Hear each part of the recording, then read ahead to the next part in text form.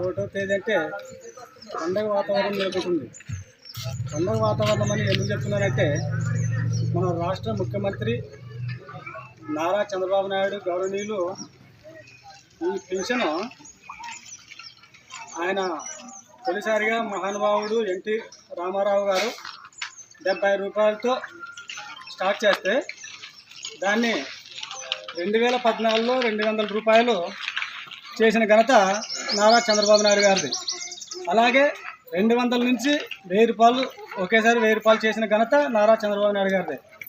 తర్వాత 1000 నుంచి 2000 రూపాయలు పెంచిన ఘనత కూడా నారా చంద్రబాబు నాయుడు గారిదే.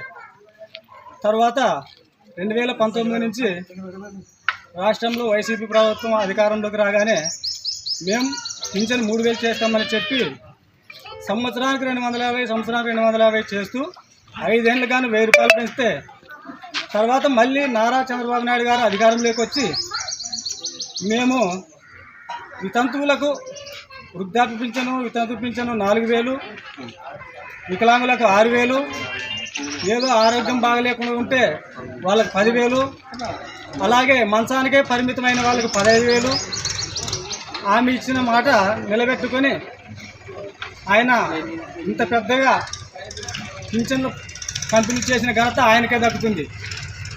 అలాగే